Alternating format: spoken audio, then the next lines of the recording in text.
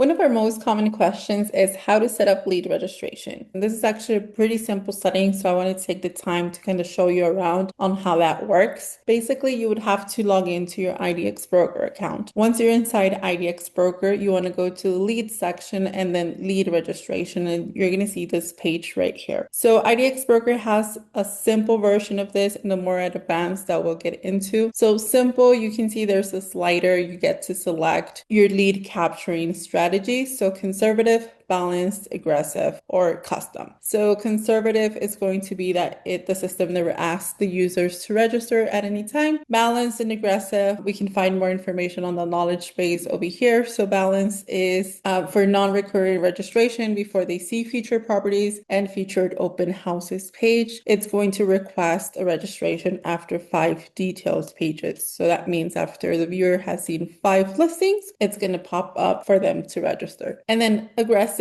is every 3 results pages on any type of results page. So that's how that works. And then let's go here to the advanced section. So this is pretty simple. Just slide this around to your preferred capture strategy. And then over here on advanced, you want to go over to global registration rules. So what this is going to do is going to give you each page. So that means your search page, your map page, your results page, your details page, and your photo gallery. And you can decide on these pages whether you want to request a registration or force them to register. And you can have different settings for different pages. So you can request a registration on a map search, for example, and then force a registration on the details page, which is where all the features of the property are listed. So we're going to do an example right now on the details page because that's like the most common one. And like I said, you have a request registration option. You just have to check mark this. It's going to ask you if you want this to be recurring or non-recurring. The request registration is not going to force the user to register for them to continue watching listing. They are going to have the option to exit out of that. Here's a little question mark icon, and it tells you choose whether the registration pop-up goes away after being dismissed, or it can begin a new cycle to show again. And over here, I'm going to click on force registration, which is their second option. Right here, you're able to add the number of pages that are viewable before having the user get prompted to register. So that could be 1, 2, 3, 4, 5. That's really up to you, whatever number feels right for you. I'm going to put 3 in this example just so that we can take a look and save your changes.